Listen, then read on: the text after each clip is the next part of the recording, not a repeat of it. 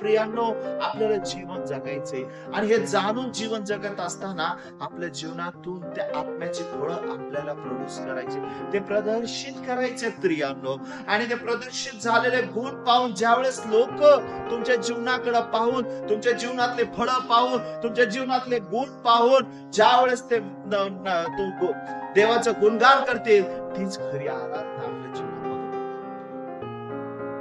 आज आपल्याला आपलं स्वतःच आत्मपरीक्षण करायचंय. मी फक्त मुखाने, मी फक्त केवळ माझ्या मुखाने देवाची आराधना करत आहे का मी माझ्या जीवनाची फळाने परमेश्वराची आराधना करत? माझं जीवन त्या पवित्र देवाच्या पवित्रतेमध्ये निहालेलं आहे का? त्याच्या वचनाने माझं जीवन भरलेलं आहे का? त्या जीवनामध्ये वचन आहे का? त्या जीवनामध्ये फळं आहेत का? तो खरेपणा आहे. प्रियांनो, मी अनुभव घेतलेला काही मीटिंग मध्ये नवयुवक आराधनेसाठी येतात. खूप चांगल्या पद्धतीने ते इन्स्ट्रुमेंट वाजवतात, खूप चांगल्या पद्धतीने गिटार वाजवतात, ड्रम सेट वाजवतात, अतिशय उत्कृष्ट अशी ती आराधना करतात. प्रिय नाचून गाऊन बागडून प्रियांनो माझा पण ही लेकरं ज्यावेळेस आराधना संपते त्यावेळेस हे लेकरं देवाच्या उपस्थितीत निघून त्या मीटिंग मधून डायरेक्ट बाहेर जाऊन बसतात.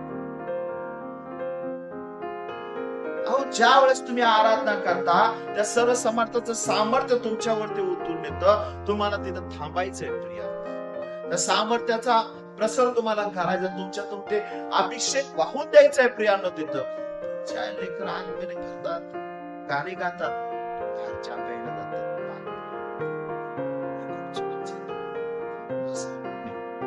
असं होऊ नये, हे खूप चुकीचं आहे. हे चुकीचं आहे. मला त्याच्या पावित्र्याने युक्त होऊन तुम्हाला त्याचा गौरव करायचा, त्याच्या पावित्र्याने युक्त होऊन तुम्हाला त्याच्या नावाचं गुणगान करायचं. केवळ ओटाने नव्हे. हे लोक ओटाने माझी स्तुती करतात पण यांचं अंतःकरण माझ्यापासून दूर केलं नाही. प्रियांनो, तशी आराधना, तसे आत्म्याने खरेपणाने आराधना देवाला हवी.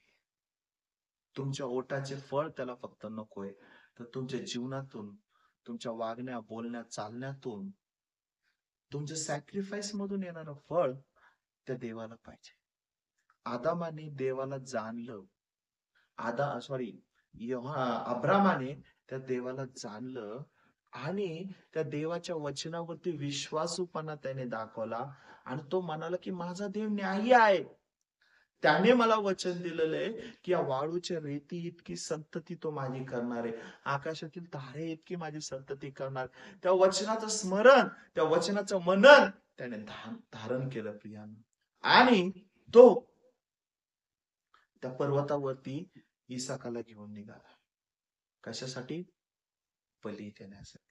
कारण देवाने त्याला मागितलं आणि देवाने तिथे त्याच्या वचन, त्याच्या वागण्याचा, त्याच्या कृत्याचा गौरव केला आणि देवाने इसाकाला परत